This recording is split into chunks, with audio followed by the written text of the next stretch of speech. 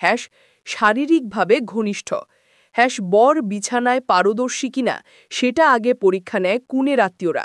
হ্যাঁ, ঠিকই শুনেছেন, এমনই এক অবিশ্বাস্য রীতি রয়েছে আফ্রিকার একটি দেশে। দূর আফ্রিকার উগান্ডা নামের দেশে আজও কিছু আদিবাসী জনগোষ্ঠীর মধ্যে চলে আসছে শতাব্দী প্রাচীন এক অদ্ভুত প্রথা, বানিয়ানকোল গোত্রের বিবাহ রীতি। তাদের বিশ্বাস, সংসারের মূল স্তম্ভ হচ্ছে শারীরিক ও মানসিক সামঞ্জস্য, আর সেই সামঞ্জস্যের প্রথম প্রমাণ দিতে হয় বিয়ের আগেই, কেবল কথায় নয়, বিছানায়। রীতির নামেই বিস্ময়। এই রীতিতে কনের আত্মীয়রা, সাধারণত পিসি, কাকি বা মাসি, হন পরীক্ষক।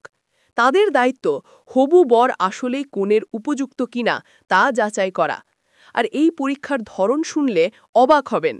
তারা নিজেরাই হবু বরের সাথে ঘনিষ্ঠভাবে সময় কাটান, যেন নিশ্চিত হওয়া যায় বর শারীরিকভাবে সক্ষম ও ভবিষ্যৎ সংসারের দায়িত্ব নিতে যোগ্য কিনা। শুধু তখনই, পরীক্ষায় উত্তীর্ণ হওয়ার পর, বিয়ের আয়োজন শুরু হয় ঢাক ঢোল পিটিয়ে। অন্যথায় সম্পর্ক ভেঙে যায় সেখানেই, কোনো দ্বিতীয় সুযোগ নেই। কেন এমন প্রথা? বানিয়ানকুল জনগোষ্ঠীর মতে একটি বিবাহ কেবল সামাজিক বন্ধন নয়, বরের ক্ষমতা, সাহস ও দায়িত্ববোধের প্রতীকও বটে। তাদের বিশ্বাস, একজন পুরুষ যদি তার সঙ্গিনীকে সন্তুষ্ট করতে না পারেন, তবে সে সংসার টিকবে না, ভালোবাসা টিকবে না। তাই বিয়ের আগে নিশ্চিত হওয়া প্রয়োজন এই বর সত্যি পুরুষোচিত কিনা।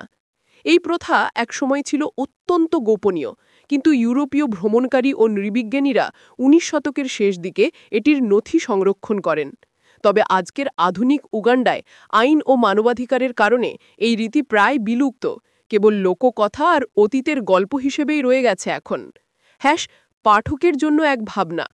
আমরা যেখানে বিবাহ মানে কেবল আচার, সাজ, গান বাজনা আর ছবি, সেখানে পৃথিবীর অন্য প্রান্তে কেউ বিবাহকে দেখত একটি দায়িত্বের পরীক্ষা হিসেবে।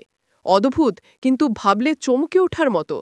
কখনো কখনো এইসব প্রাচীন রীতি মনে করিয়ে দেয় মানুষের সমাজ কত বৈচিত্র্যময়, কত রকম বিশ্বাস, কুসংস্কার, আবার কত গভীর যুক্তি মিশে থাকে তার ভেতরে।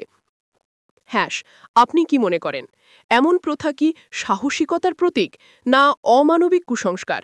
আপনার মতামত কমেন্টে লিখুন। দেখি কার চিন্তা কতটা আলাদা।